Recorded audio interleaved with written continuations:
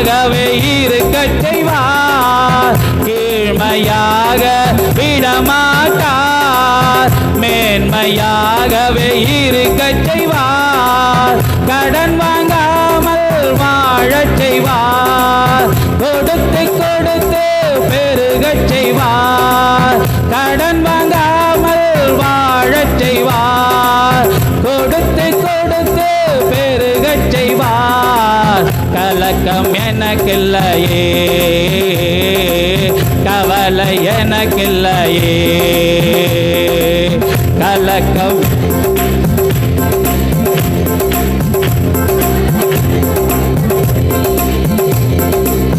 மேன்மையாக விடமாட்டார், ஏழ்மையாக விடமாட்டார்.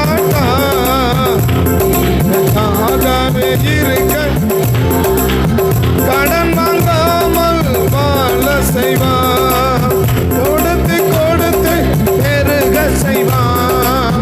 கடன் வாங்காமல் வாழ செய்வார், கொடுத்து கொடுத்து தீலாகாமல் விடமாட்டார். மேன்மையாகவே இருக்க செய்வார், தீலாகாமல் விடமாட்டார்.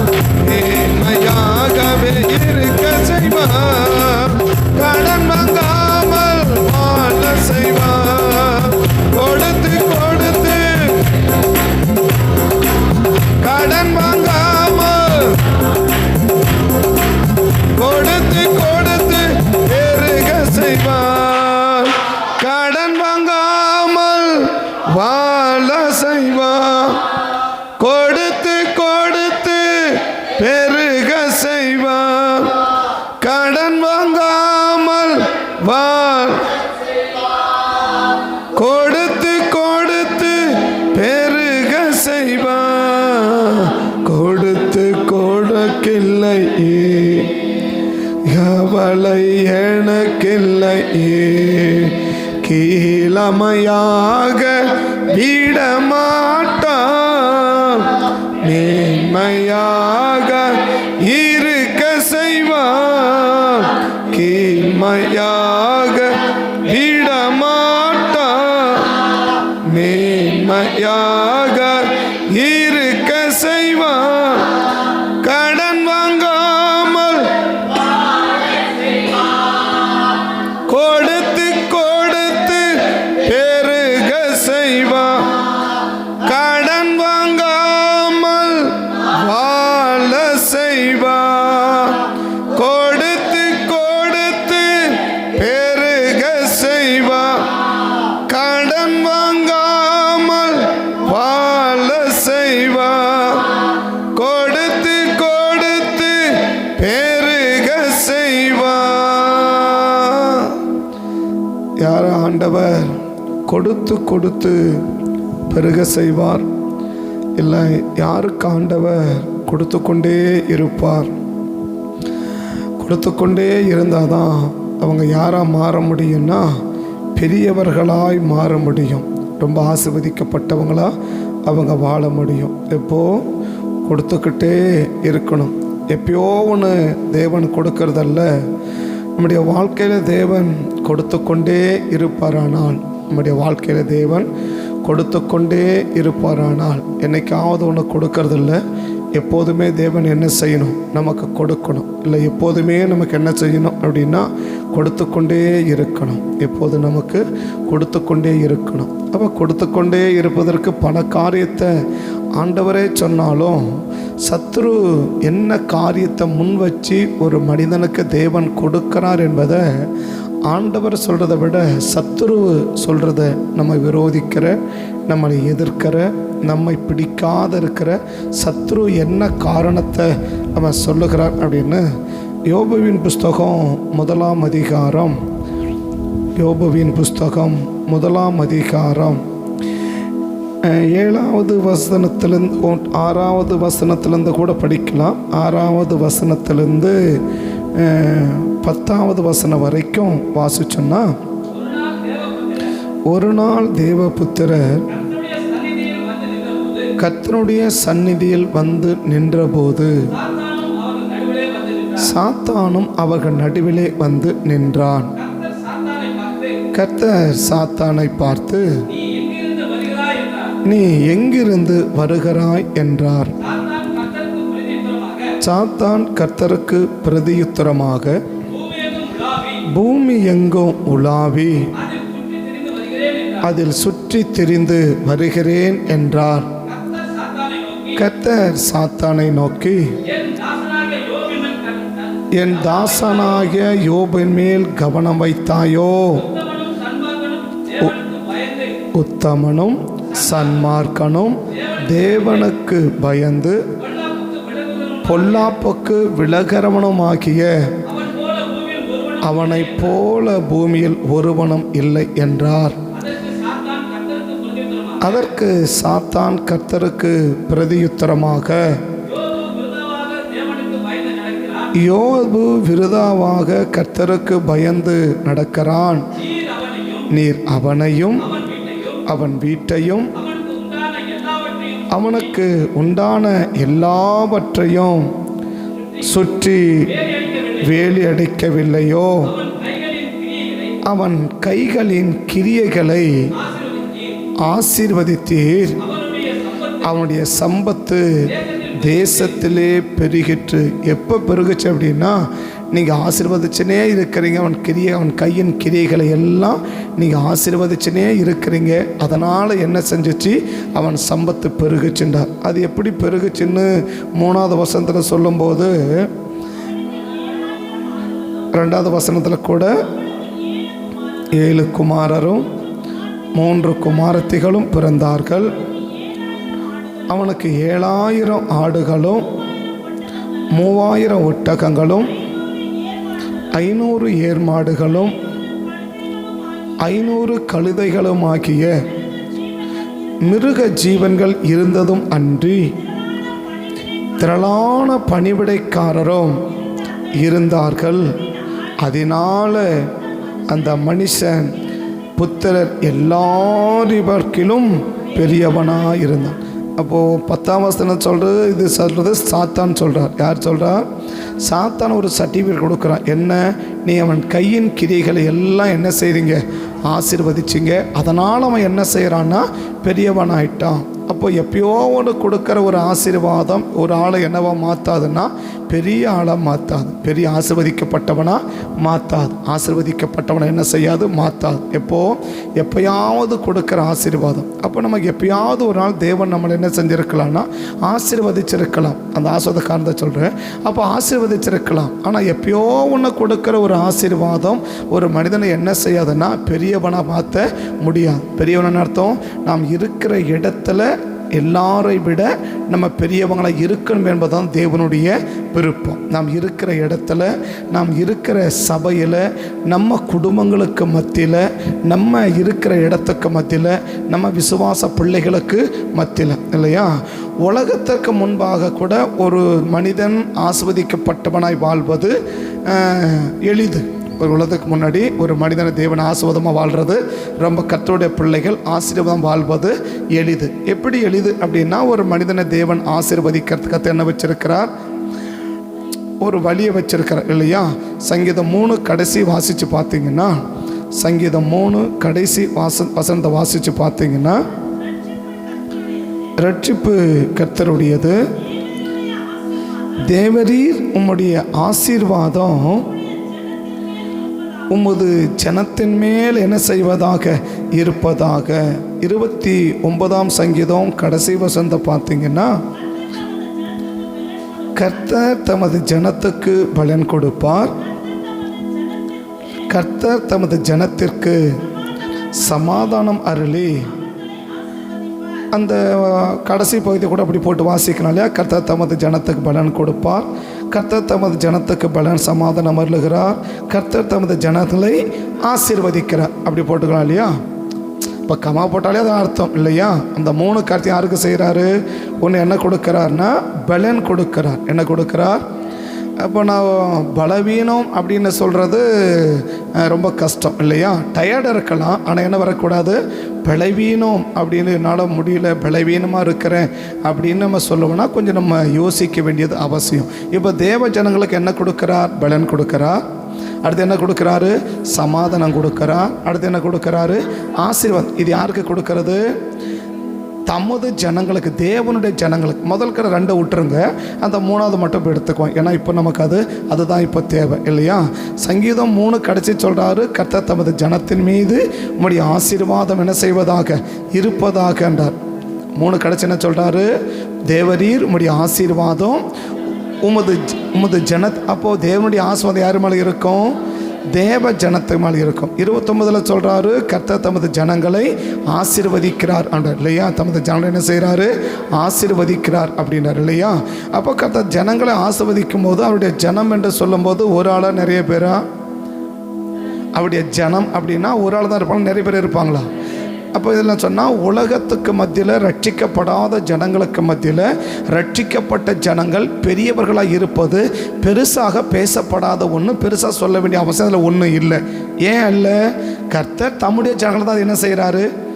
ஆசீர்வதிக்கிறார் இல்லையா? தம்முடைய ஜனங்களை யாரும் பண்ண பேசலை, கர்த்தர் தமது ஜனங்களை ஆசீர்வதிக்கிறார். அப்போ மற்ற ஜனங்களை தேவன் சொல்லுங்க, நீங்கள் தான் சொல்லணும் இல்லையா? கர்த்தர் தமது ஜனங்களை ஆசீர்வதிக்கிறாருன்னா அப்போ மற்ற ஜனங்களை ஆசீர்வதிக்கல. அப்போ தேவனை ஆசீர்வதிக்காம போதான் அவங்க என்னவா இல்லை? ஆசீர்வாதமாக இல்லை. ஆனால் கர்த்தர் தமது ஜனத்தை, அப்போ தம்முடைய ஜனங்கள் இப்படி இருக்கணும். அப்போ ரட்சிக்கப்படாத ஜனங்களுக்கு மத்தியில் இல்லை தேவன் அல்லாத ஜனங்களுக்கு மத்தியில் தேவ ஜனங்கள் ஆசீர்வதிக்கப்படுவதும் அவர்களை விட உயர்ந்த ஸ்தானத்தில், மேன்மையான ஸ்தானத்தில் பெரியவர்களாக இருப்பதும் சாதாரணம். ஆனால் பிரச்சனையே அங்கே தான் இருக்குது, அது அப்புறமா சொல்கிறேன் சரியா? பிரச்சனையே அங்கே தான் இருக்குது, அது அப்புறமா சொல்கிறேன். ஆனால் ரட்சிக்கப்பட்ட தேவ ஜனங்களுக்கு மத்தியில் ஒரு ஆள் அவங்களை விட பெரிய ஆளாக மாறுதுன்றது ரொம்ப கஷ்டம். கர்த்தர் தமது ஜனத்தை ஆசீர்வாதம், தேவரீர் உம்முடைய ஆசீர்வாதம் உடைய ஜனத்துக்கு மேலே. இப்போ கர்த்தருடைய ஆசீர்வாதம் யார் மேலே? அவருடைய ஜனங்களுக்கு மேலே இல்லையா? அப்போ யாரை தேவன் ஆஸ்வதிக்கிறாரு? அவருடைய ஜனங்களை. அப்படி அவருடைய ஜனங்கள் அல்லாதவங்களை தேவன் என்ன செய்ய விரும்பலை? ஆசீர்வதிக்க விரும்பல. அப்போ தேவன் அல்லாத ஜனங்கள் மத்தியில் தேவனுடைய ஜனங்கள் ஆசீர்வாதமாக வாழ்கிறது பெரிய விஷயம் இல்லை. ஏன் இல்லை? அவனை ஆசீர்வதிக்கலை, அதனால் நம்ம ஆசீர்வாதமாக இல்லை. நம்மளை ஆசீர்வதிக்கிற நம்ம எப்படி இருக்கிறோம்? இதுக்கு விளக்கு அப்புறமா சொல்கிறேன்.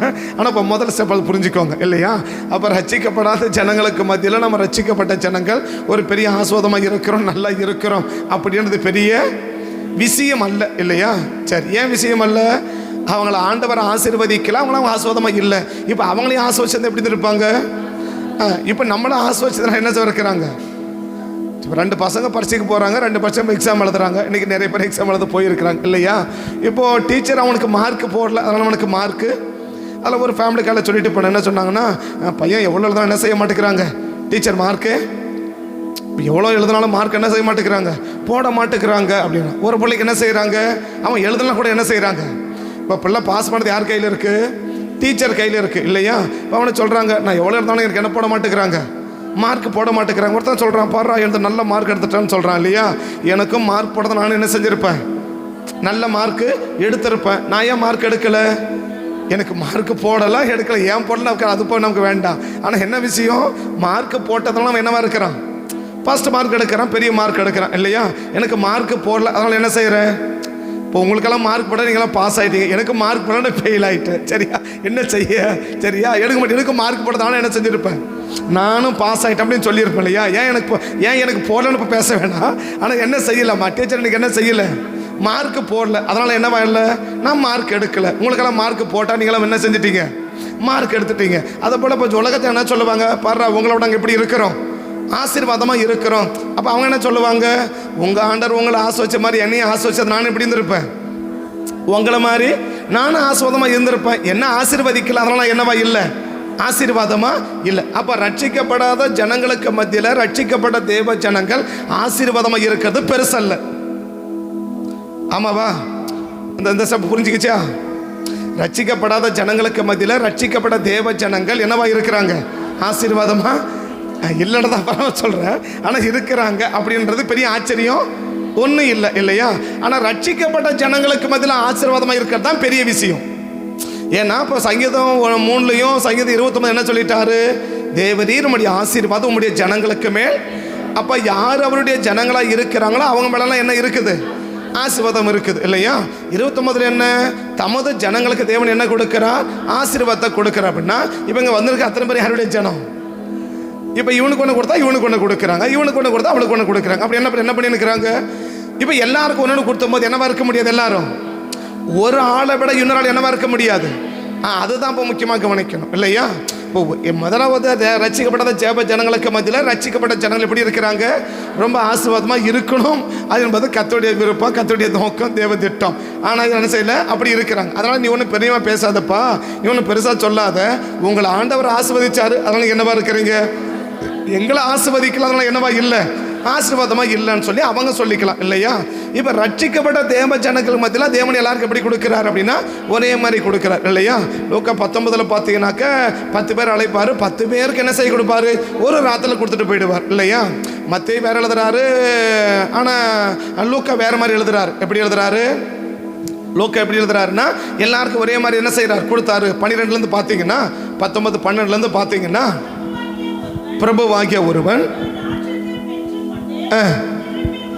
திரும்பி வரும்படி புறப்பட்டான். புறப்படும் போது தன் ஊழியக்காரர்கள் 10 பேரை அழைத்து அவர்களிடத்தில் 10 ராத்தெல்லாம் ஒரு ஆள்கிட்ட 10 இல்லை, ஒரு ஆள்கிட்ட 1 கொடுக்குறான், ஒரு ஆள்கிட்ட 1 கொடுத்துட்டு போறார் இல்லையா? அப்போ இதுதான் தேவனுடைய நோக்கம். அப்போ தம்முடைய ஜனங்களுக்கு என்ன கொடுக்குறாரு? இப்போ இவனுக்கு என்ன கொடுத்தாரோ அதே போல் அவனுக்கு கொடுக்குறா, அதே போல் அவங்களுக்கு கொடுக்குறா, அதே போல் அவங்களுக்கு கொடுக்குறா. அப்போ எல்லாருக்கும் என்னப்பா கொடுக்குறாரு? இப்போ என்கிட்ட 10 ரூபா கொடுத்தா உங்ககிட்ட, அப்போ நான் எப்படி உன்னோட பெரிய ஆளை மாற முடியும்? உன் கையில் 10 ரூபா கொடுத்து என் கையில் 100 ரூபா கொடுத்தா உன்ன என்னவா மாற முடியும்? இப்போ முதல்ல சொன்ன ஒரு ஆள் கையில் சுத்தமாகவே கொடுக்கல, உன்னை ஒருத்தங்க என்ன கொடுக்குறாரு? ஒரு 100 ரூபா கொடுக்குறான், அவன் பெரிய ஆளுன்னு சொல்கிறாங்க. அப்படி என்கிட்ட 100 ரூபாய் இருக்குது அப்படின்னு காட்டுறான். ஏன்டா 100 ரூபாய் இருக்குன்னு காட்டுறேன், உங்கள்கிட்ட இல்லை அப்படின்னு. அப்போ அவன் என்ன சொல்கிறான்னா என்கிட்ட இருந்திருக்கோம். எப்போ ஆண்டவர் என்னையும் ஆசை வச்சிருந்தா என் கையில் என்ன இருந்திருக்கும்? எனக்கு ஒரு 100 ரூபாய் கொடுத்தா என் கையில் இருந்திருக்கும். உன் கையில் 100 ரூபாய்க்கு என்ன அர்த்தம்? உனக்கு கொடுத்தாரு, உன் கையில் இருக்குது, என் கையில் கொடுக்கல, எனக்கு இல்லை. இப்போ என் கையிலையும் கொடுத்தா என்ன செஞ்சிருப்பேன்? நானும் வச்சிருந்திருப்பேன். அப்படி சொல்ல முடியும் தானே? இப்போ ரட்சிக்கப்படாத என்ன சொல்லுவாங்க?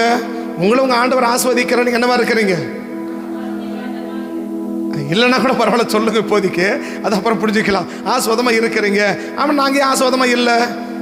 எங்களை ஆஸ்வதிக்கலாம், நாங்கள் ஆசீர்வாதமாக இல்லை இல்லையா? இப்போ பணக்கார பிள்ளைங்க என்ன சொல்லுவாங்க? நாங்கள் பாரு எப்படி சட்டை போடுறோம். ஏழை பிள்ளைங்க என்ன சொல்லுவாங்க? உங்கள்கிட்ட இருக்குது, உங்கள் அப்பா அம்மா எடுத்து கொடுக்குறாங்க, போடுறீங்க, நாங்கள் என்ன பண்ணுறது, நாங்கள் ஏழை பிள்ளைங்க, நாங்கள் இப்படி தான் இருக்கிறோம். அப்படி சொல்லுவோம் இல்லையா? அப்படி சொல்லிங்களா சொல்ல மாட்டீங்களா? சொல்லுவீங்க தானே? நானும் இப்படி அடிக்கடி சொல்லுவோம், உங்கள் வீடு பரவாயில்லமா, உங்களை எம்ப்ளாயிஸ் வீடு, நாங்களாம் கூலிக்கார வீடு, நாங்கள் என்ன செய்ய அப்படின்னு அவங்ககிட்ட அடிக்கடி சொல்லுவோம். நாங்கள் 3 பேருமே சொல்லுவோம். என்னது அவ தானே பேச வச்சுக்கோங்க, உங்கள் வீடு பரவாயில்லம்மா, எம்ப்ளாயிஸ் வீடுங்க, நாங்களாம் யார்? கூலிக்காரங்க, நாங்கள் இப்படி இருக்கிறோம், நீங்களாம் பெரிய ஆளாக இருப்பீங்க அப்படின்னு அவங்ககிட்ட அடிக்கடி சொல்லுவேன். சரியா? ஏன் சொல்கிறோம்? சரி, அது சொல்கிற காரணம் வேணாம். இப்போ என்ன விஷயம்னு சொன்னால், ரட்சிக்கப்படாத ஜனங்களுக்கு மத்தியில் ரட்சிக்கப்பட்டவர்கள் ஒரு பெரிய ஆசீர்வாதமாக வாழ்கிறது பெரிய விஷயம் இல்லை. ஏன் இல்லைன்னா அவங்கள ஆண்டவர் ஆசீர்வதிக்கலாம், நம்மளை ஆண்டவர் ஆசீர்வதிக்கிறார், நமக்கு ஆசீர்வாதம். ஆனால் 2வது விஷயம் என்னென்ன சொன்னால், யோபு சொல்கிறாரு கிழக்கத்த புத்திரர் எல்லாரையும் பார்க்கலாம் என்றார் இல்லையா? அப்போ அந்த புத்திரன் சொல்லும் போது எல்லாருமே யார் அப்படின்னு சொன்னால் ரட்சிக்கப்பட்ட தேவ ஜனங்கள். ரட்சிக்கப்பட்ட தேவ ஜனங்களுக்கு மத்தியில் எனக்கு பைபிள் சொல்றது கர்த்தர் தம்முடைய ஜனங்களை ஆசீர்வதிக்கிறார், கர்த்தர் தம்ம ஜனங்களுக்கு ஆசீர்வாதத்தை கொடுக்கிறார்னா அப்போ எல்லாரையும் தான் தேவன் என்ன செய்கிறாரு? ஆசீர்வதிக்கிறார். அப்போ எல்லாரையும் ஆசீர்வதிக்கும் போது இவங்க எல்லாரையும் பார்க்கல இந்த ஒரு ஆள் மட்டும் எல்லாரோட மேன்மையா இருக்கிறான்னு சொன்னா என்ன காரணம்? ஏன்னா எல்லாரையும் தேவன் என்ன செய்யறாரு? ஆசீர்வதிக்கிறார். கர்த்தர் தமது ஜனத்தை எல்லாரையும் தேவன் ஆசீர்வதிக்கிறார். அப்ப எல்லாரும் ஒரே மாதிரி தானே இருக்கணும் இல்லையா? எல்லாரும் ஒரே மாதிரி தானே இருக்கணும். இப்போ 10 பேர் அழைச்சார், 10 பேருக்கு என்ன கொடுத்தாரு? 10 ராத்தல கொடுத்தார். அப்ப 10 பேர் எப்படி தான் இருக்கணும்? ஒரே மாதிரி தான் இருக்கிறாங்க இல்லையா? அப்ப யாருக்கு ஒருத்தங்கிட்ட 5, ஒருத்தங்கிட்ட 10, ஒருத்தங்கிட்ட அப்படி என்ன செய்யல? கொடுக்கல இல்லையா? லூக்கா அப்படி எழுதுறார், அவர் ஆராய்ச்சி பண்ணி எழுதுறார். இப்படிதான் கர்த்தர் கொடுத்தாரு, தவிர எப்படி கொடுக்கல? 5 கொடுக்கல, 2 கொடுக்கல, 1 தான் கொடுத்தார். 10 பேருக்கும் 1 தான் கொடுத்துட்டு போனாரு அப்படின்னு எழுதுறார். அவங்க என்ன பண்ணான்னு பேச வேணாம். ஆனா தேவன் எப்படி கொடுக்கிறாரு? ஒரே மாதிரி கொடுக்கிறார் இல்லையா? இப்ப கிழக்கத்து பத்திர எல்லாருக்கும் தேவன் எப்படி தான் கொடுத்துருக்கணும்? ஒரே மாதிரி கொடுத்துருக்கணும். ஆனால் ஒரே மாதிரி கொடுக்கும்போது ஆனால் ஒருத்தர் மட்டும் என்ன சொல்லுது பைபிள் சொல்லுது, அவன் கிழக்கத்து பதில் எல்லாரை பார்க்கிலும் பெரியவனாக இருந்தான் அப்படின்னு ஆண்டவர் சொல்கிறாரு. ரெண்டாவது சாத்தா என்ன சொல்கிறான், ஆமாம் நீங்கள் சொல்கிறது உண்மைதான், ஆமாம் எல்லாரை விட என்ன இருக்கிறான், தேசத்தில் நம்ம சம்பத்து ரொம்ப பெருகிடுச்சு, ரொம்ப பெருகினதுனால அவன் எல்லாரை விட என்னவா இருக்கிறான், பெரிய ஆளாக இருக்கிறான் அப்படின்னு சாத்தானே என்ன செய்கிறான்னா சர்டிஃபிகேட் கொடுக்குறான் இல்லையா. அப்படின்னா தேவன் எப்படி இருக்கிறான், அதாவது ரட்சிக்கப்பட்ட ஜனங்களுக்கு மத்தியில் ரட்சிக்கப்பட்டவங்க ஆசீர்வாதமாக வாடுறது ரொம்ப இது. ஆனால் ரட்சிக்கப்பட்ட ஜனங்களுக்கு மத்தியில் ஒரு ஆள் ரட்சிக்கப்பட்ட ஒருவர் எல்லாரையும் பார்க்கல ஓவர் டேக் பண்ணி மேலே போகிறது ரொம்ப கஷ்டம் இல்லையா. நான் சொல்கிறேன், இப்போ 8ஆம் கிளாஸ் படிக்கிற பிள்ளைக்கு முதல்ல 10ஆம் கிளாஸ் பிள்ளை பெரிய ரொம்ப மார்க் எடுக்கிறது, ரொம்ப 8ஆம் கிளாஸ் படித்து 10ஆம் கிளாஸ் படித்த பிள்ளையும் எழுதுது, 8ஆம் கிளாஸ் படிக்கிற பிள்ளையும் எழுதுது. எந்த பிள்ளை மார்க் அதிகமாக எடுக்கும்? ஒரு பிள்ளை 10வது படித்த பிள்ளை, ஒரு பிள்ளை 8வது படிக்கிற பிள்ளை, 2 பேரும் 8ஆம் கிளாஸ் பரிச்சு எழுதுது. ரெண்டு பேருமே புரியுதா சொல்கிறது? 2 பேரும் என்ன பரிச்சு எழுதுறாங்க? சரி, இன்னைக்கு டிஎஃப் குரூப் 4 எழுத போயிருக்கிறாங்க இல்லையா. யாரெல்லாம் எழுதுவாங்க? எம்எஸ்சி படித்தவனும் எழுத போயிருக்கிறான், 10ஆம் கிளாஸ் பாஸ் பண்ணவனும் எழுத போயிருப்பான் இல்லையா. இப்போ யார் அதிக மார்க் எடுப்பாங்க? ஒருத்தர் என்ன படிச்சுட்டு போயிருக்கிறான், 10ஆம் கிளாஸ் படிச்சுட்டு போயிருக்கிறான். ஒருத்தர் என்ன படிச்சு போயிருக்கிறான், எம்எஸ்சி படிச்சு போயிருக்கிறான் இல்லையா. எம்எஸ்சி எம்ஃபில் எம்டி என்னென்னமோ படிச்சுட்டு எங்கே போய் எழுதுறாங்க, இந்த குரூப் 4 எழுதுறாங்களா? இன்னைக்கு போய் பார்க்கலாம் தெரியும் எவ்வளோ பேர் எழுதியிருக்கிறாங்க இல்லையா. எவ்வளோ பேர் உட்காந்து எழுதுறாங்க, என்னென்ன படித்தவங்க எழுதுறாங்கன்னு யாருக்கு தெரியும்? அங்கே போய் பார்த்தா தான் தெரியல. அப்படி படித்தவங்க இருக்கிறாங்களே, அதாவது அதில் 10வது படித்தவன் எழுதுறான், 12வது படித்தவன் எழுதுறான், டீச்சருக்கு படித்தவன் எழுதுறான், பிஏ படித்து எழுதுறான், பிஎட் படித்தவன் எழுதுறான், எம்ஏ படித்து எழுதுறான், எம்எஸ்சி படித்து எழுதுறான், எம்பிஎல் படித்த கூட எழுத போயிருக்கலாம் இல்லையா. அவனுக்கு முக மாத்தினா இப்படியாவது ஒரு வேலை என்ன செஞ்சு உள்ளே போயிட்டு படிக்கணும் சேர்ந்துக்கலாம்பா அப்படின்னு எழுத போயிருக்கான் இல்லையா. இப்போ இதில் யார் அதிக மார்க் எடுப்பாங்கன்னு நினைக்கிறீங்க? 10வது படித்தவன் அது மட்டும் தான் படிச்சிருக்கிறான் இல்லையா. ஆனால் 10வது படித்தவன் 12வது படித்தவனுக்கு 10வது புக்கும் தெரியும், 12வது புக்கும் தெரியும் இல்லையா. இந்த டிகிரி படித்தவனுக்கு 10 தெரியும், 8 1லேருந்து தெரியும், அது வரையும் தெரியும், டிகிரியும் தெரியும், எல்லாம் தெரியும். அதுக்கு மேலே படித்தவனுக்கு இதுவும் தெரியும், அதுவும் தெரியும், அதுவும் தெரியும். அவன் எங்கே கேட்டாலும் என்ன செய்ய முடியும், எழுத முடியும். இப்போ யார் அதிக மார்க் எடுப்பாங்க? இப்போ ஏன்னா இப்போ 10வது படித்தவன் ஒருத்தன், எம்பிஎல் படித்த ஒருத்தவன், இப்போ 2 பேருக்கு போட்டு வச்சு யார் ஜெயிச்சிருவாங்க? எம்பிஎல் வச்சு படித்தவன் ஜெயிச்சிருவான். எனக்கு அவனுக்கு என்ன தெரியும், நிறைய படிச்சிருக்கிறான், அவனுக்கு எங்கே கேட்டால் என்ன செஞ்சிட முடியும், எழுதிட முடியும் இல்லையா. ஆனால் இப்போ விஷயம்னா எல்லாருமே எம்ஏ, எல்லாருமே இப்போ எல்லாருமே 12th எழுதுறாங்க இல்லையா. இதில் ஒரு பிள்ளை எவ்வளோ எடுக்குது, அதிகமாக எடுக்குது. ஒரு பிள்ளை என்ன எடுக்குது, பார்டர் எடுக்குது. ஒரு பிள்ளை என்ன எடுக்குது, ஃபெயில் ஆகி போயிடுது இல்லையா. இப்போ அவங்கள கேட்கணும், எல்லாம் ஒரே கேட்டகரி தானே.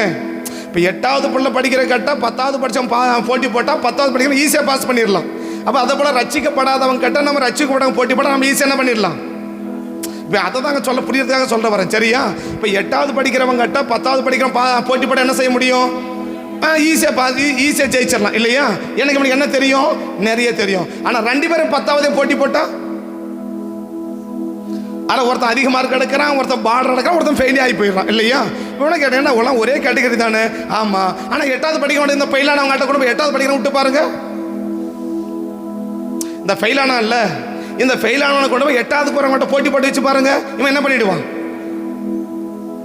இவன் ஏற்கனவே 8வது பாஸ் பண்ணி தானே எங்கே வந்திருக்கிறான், 10வதுக்கு வந்திருக்கிறான். இப்போ இவங்கிட்ட 10வதுல இருக்கிறவங்ககிட்ட இவன் 10வதுக்கு வந்துக்கலாம் போகிறேன் யாரு, எல்லாம் இவனை மாதிரி போட்டி போட்டி பாஸ் பண்ணி வந்தவங்க தானே. எல்லாம் ஸ்கூலுக்கு தானே போனீங்க தானே. இப்போ 10வது இருக்கிறவங்க யாரு, இவனை போல 8வது பாஸ் பண்ணி 9வது பாஸ் பண்ணி 10வதுக்கு வந்திருக்கிறான். இப்போ 10வதுக்கு வரப்போகிறான் யாரு, 8வது பாஸ் பண்ணவும் 9வது பாஸ் பண்ணவும் 10வது பாஸ் பண்ணவும் இல்லையா. இந்த 10வது பாஸ் பண்ணவங்ககிட்ட போட்டி போடுறதுக்கு யாரால முடிய மாட்டிருக்குது, இந்த ஃபெயிலானவனால முடிய மாட்டிருக்கு இல்லையா. இதே இந்த ஃபெயிலானவனை கொண்டு போய் 8ஆம் கிளாஸில் உட்கார வச்சு 8ஆம் கிளாஸோட போட்டி போடுறான்னு சொன்னால் இவன் என்ன பண்ணிடுவான், 8ஆம் கிளாஸில் ஃபர்ஸ்ட் மார்க் எடுத்துருவான் இல்லையா. 8ஆம் கிளாஸில் என்ன எடுத்துருவான், ஃபர்ஸ்ட் மார்க் எடுத்துருவான். அதை தான் அவங்க ஆண்டவர் சொல்கிறார். என்ன சொல்கிறாருன்னா, உன்னை கொண்டு போய் ரட்சிக்கப்படாத ஜனங்க கிட்ட போட்டி போட வச்சா நீ என்ன வந்துடுவேன், ஃபர்ஸ்ட் மார்க் எடுத்துருவேன். எப்படி எடுத்துருவேன், ஃபர்ஸ்ட் மார்க் எடுத்துருவேன். இப்போ அங்கே போட்டி போடல, எல்லாம் 10ஆம் கிளாஸு. இப்போ வந்து எத்தனை என்ன கேட்டகிரி, எல்லாம் ஒரே கேட்டகிரி இல்லையா. ஒரே பைபிள், ஒரே பாடம், ஒரே பிரசங்கம், ஒரே வசனம், எல்லாருக்கும் ஒன்றே தானே. இப்போ இங்கே போட்டி போட்டால் எப்படி பண்ணுவேன். ஆனால் இங்கே போட்டி போட்டு இப்போ இவன் 10வதுன்னா நானும் 10வது இல்லையா. இப்போ அவன் எழுதுறான் அதே போல தான் நானும் எழுதுவேன், அவன் படிக்கிற அதே படிப்பை தான் நானும் படிப்பேன். இப்போ நான் அவனை விட நான் என்ன செஞ்சு ஆகணும், ஓவர்டேக் பண்ணி மேலே வரணும் இல்லையா. இப்போ தேவன் எல்லாருக்கும் என்ன கொடுக்குறாரு, ஒரே விதமான ஆசீர்வாதத்தை. அப்போ இங்கே போட்டி போட்டு மேலே வர்றது கஷ்டம், புரியுதா. உலகத்தோட போட்டி போட்டு ஜெயிக்கிறது ரொம்ப ஈஸி. ஆனால் ரட்சிக்கப்பட தேவ ஜனங்களோடு போட்டி போட்டு ஜெயிக்கிறது ரொம்ப கஷ்டம் இல்லையா? அப்போ அதான் என்ன சொல்கிறேன்னா, உலகத்துக்கு மத்தியில் ஒரு ரட்சிக்கப்பட்ட பிள்ளைகள் ரொம்ப ஆசீர்வாதமாக வாழ்கிறதுன்றது ரொம்ப ஈஸி, ரொம்ப.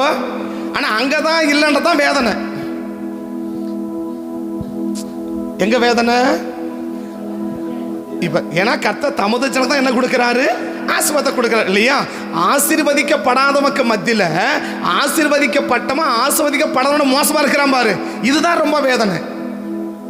கர்த்தர் தமது ஜனத்துக்கு ஆசீர்வாதம் கொடுக்கிறார். கர்த்தருடைய தேவனுடைய ஜனத்தை தேவனுடைய ஆசீர்வாதம் இருப்பதாகன்றாங்க, கொடுக்கணும்னு சொல்றாரு, இருக்குதுன்றார் இல்லையா?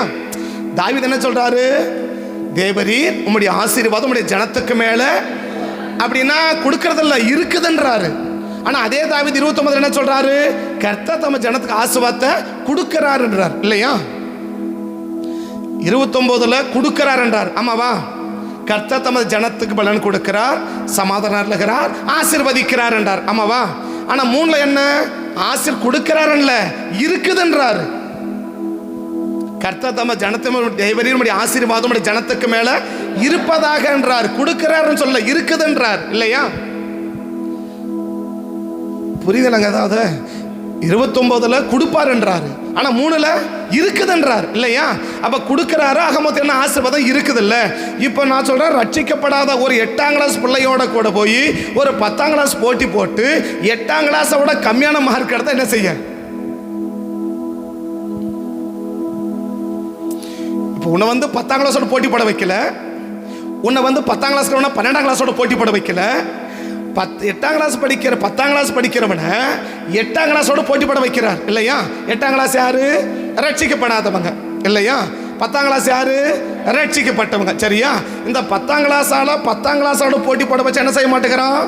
மேலே தேடி வர மாட்டேங்கிறான், பாஸ் ஆக மாட்டேங்கிறான், பார்டரை கூட எடுக்க மாட்டேங்கிறான், ஃபெயில் ஆகிடுறான். சரிப்பா, இங்கே தான் பாஸ் ஆக மாட்டேங்கிறேன். இப்போ 8ஆம் கிளாஸ் யாரு? ரட்சிக்கப்படாதவங்க. சரி, அங்கே போட்டி போட்டா இப்போ இவனை விட அவன் என்ன எடுக்கிறான்? 10ஆம் கிளாஸ் படிக்கிறவன் 8ஆம் கிளாஸ் படிச்சு எழுதுறான்னு சொன்னா மார்க் கம்மியா எடுக்கிறான். ஆனா 8ஆம் கிளாஸ் படிக்கிறவன் 10ஆம் கிளாஸ் போட்டி போட வச்சா மார்க் விட அதிகமா எடுக்கிறான். இப்ப ரட்சிக்கப்படாத ஜனங்களுக்கு மத்தியில ரட்சிக்கப்பட்டவங்களை கொண்டு விட்டா அவனை விட இவன் என்னமாயிட்டான்? மோசமா போயிட்டான் இல்லையா? நீங்க இருக்கிற இடத்துல, நம்ம இருக்கிற இடத்துல ரட்சிக்கப்படாத ஜனங்களை விட நாங்க மேன்மையா தான் இருக்கிறோம் அப்படின்னு சொன்னா உங்களுக்கு ஸ்தோத்திரம். ரட்சிக்கப்படாத ஜனங்களுக்கு மத்தியில ரட்சிக்கப்பட்டிருக்கிறான். நான் எப்படி இருக்கிறேன்? எங்க இடத்துல இருக்கிற ரட்சிக்கப்படலாம அவன் யார் வேணா இருக்கட்டும், ஏன்னா அவனை தேவன் என்ன செய்யல, என்ன தேவன் என்ன செய்யறாரு, அதனால நான் எப்படி இருக்கிறேன், எவ்வளவு பெரிய ஆளுந்தாலும் சரி அவங்கள விட நான் பெஸ்டா தான் இருக்கிறேன் அப்படின்னு சொன்னா உனக்கு ஸ்தோத்திரம். கர்த்தருடைய ஆசீர்வாதம் யார் மேல இருக்குது? ஆனா எங்க பக்கத்துல இருக்கிற நாங்க இருக்கிற இடத்துல ரட்சிக்கப்படாத ஜனங்களை விட நாங்க எப்படிதான் இருக்கிறோம்?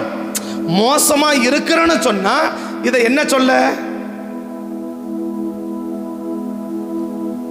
10ஆம் கிளாஸ் பையனை கொண்டு போய் எங்க உட்கார வச்சிருக்கிறாரு, 8ஆம் கிளாஸ் உட்கார பரிசு எடுத்துறான்னு சொன்னா 8ஆம் கிளாஸ் பையன் எப்படி எடுக்கிறான்? ஆமா, 100க்கு 90 எடுத்துட்டான். எதில்? மேக்ஸ்ல. சரியா? எதில் எடுத்துட்டான்? மேக்ஸ்ல எடுத்துட்டான் இல்லையா? 10ஆம் கிளாஸ் பையன் 90 எடுக்கிறான். சரிப்பா, நீ 10ஆம் கிளாஸ் நீ எவ்வளவு எடுத்துருக்கணும்? 100 எடுக்கணும். உனக்கு 8ஆம் கிளாஸ் தெரியும், 9ஆம் கிளாஸ் தெரியும், 10ஆம் கிளாஸ் தெரியும் இல்லையா? ஏன்னா பேசிக்கு தானே போயிட்டு இருக்கு. அப்ப பேசிக் முடிச்சு உனக்கு தெரியல, அப்ப நீ எப்படி இருக்கு? ஏற்கனவே எத்தனை வருஷம் பண்ணி படிச்சாலு? அவன் சொன்னான் 2 வருஷம் பண்ணி படிச்சாலும் மறந்து போயிட்டேன். 2 வருஷத்துக்கு முன்னாடி நினைச்சிட்டேன். அப்ப என்ன போயிட்டேன், நாங்க அன்னைக்கு ரட்சிக்கப்பட்டோம், அதனால இன்னைக்கு என்ன பண்ணிட்டோம்? மறந்து போயிட்டோம். ஏதோ மறந்து போயாச்சு, அவ்வளவுதான். அதனாலதான் என்ன செய்ய முடிய மாட்டிருக்கு. இப்ப இது அதை விட வேதனை இல்லையா? என்ன வேதனை? நம்ம தான் ஆசீர்வாதமா இருக்கணும். நம்ம தான் ஆசீர்வாதமா எதுக்கு மத்தியில? ரட்சிக்கப்படாதவங்களுக்கு மத்தியில நம்ம தான் இப்படி இருக்கணும், ஆசீர்வாதமா இருக்கணும். இதுதான் தேவனுடைய நோக்கம். ஆனா அந்த இடத்துலயே நான் எப்படி இருக்கிறேன்? மோசமா இருக்கு. 8ஆம் கிளாஸ் பையனோட போட்டி போட முடியலன்னா நீ 10ஆம் கிளாஸ் எப்படி போட்டி போட போற? சரி, 10ஆம் கிளாஸோட போட்டி போட முடியலன்னா 12ஆவதோட எப்படி போட்டி போட போற?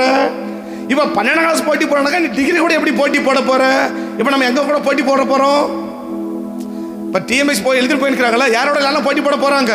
இந்த 8ஆம் கிளாஸ் படிச்சவன் 10ஆம் கிளாஸ் படிச்சவன் 12ஆவது கூட போட்டி போடணும், அது முடிச்சுட்டு டிகிரி கூட போட்டி போடணும், சொல்ற மாஸ்டர் டிகிரி கூட போட்டி போடணும், பிஹெச்டி கூட போட்டி போடணும், ஏற்கனவே 10 முறை எக்ஸாம் எழுதிருப்பான் பாரு, அவன் கூட போட்டி போடணும். யாரு? இந்த 10ஆம் கிளாஸ், ஏன்னா இவன் தான் முதல்ல எழுத போறான் இல்லையா, அவன் என்ன படிச்சவன், இவ்வளோ படிச்சவன் இவன் என்ன செஞ்சு ஆகணும், போட்டி போட்டு இவங்களை ஓவர்டேக் பண்ணாதான் இவன் எங்க போக முடியும், அரசாங்க உத்தியோகத்துக்குள்ள போக முடியும். இவங்க எல்லாரும் பண்ண இவன் என்னவா மாற முடியும், ஆசீர்வாதமா மாற முடியும். இப்ப தேவன் கேள்வி என்னன்னா, உன்னை விட கீழே இருக்கிறவங்கட்டே உன்னால போட்டி போட்டு உன்னால மேல வர முடியலன்னா உன்னை விட மேல இருக்கிறவங்க எப்படி போட்டி போட்டு மேல வர போற?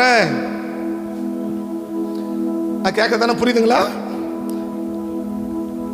கேட்கறது புரியுதானே? ரட்சிக்கப்படாத ஜனங்களுக்கு பதில் எப்படி வாழ முடியல, அவனை விட ஆசீர்வாதமா உன்னால வாழ முடியலன்னா ரட்சிக்கப்பட்டு ஆஸ்வதிக்கப்பட்டு வாழ்றான்ல அவன் மத்தியில எப்படி நீ ஆஸ்வாதம் வாழ போற? ஆமே. அப்ப தேவன் என்ன செய்ய விரும்புறார், நம்மளை ஆஸ்வதிக்க விரும்புறார். அந்த ஆஸ்வாதம் எப்படி இருக்குது, தமது ஜனத்தை தேவன் ஆஸ்வதிக்கிறார்னா ரட்சிக்கப்படாத ஜனங்களுக்கு வந்து நம்ம எப்படிதான் இருக்கணும், பிளஸிங்க தான் இருக்கணும். இதுதான் தேவன் நோக்கம். அப்படி இல்லைன்னா நம்ம எங்கேயோ என்ன செஞ்சுட்டு இருக்கிறோம்னாக்கா மிஸ்டேக் பண்ணிக்கிறோம்னு அர்த்தம். அதுக்கு அர்த்தப்படி சொல்றேன், சரியா?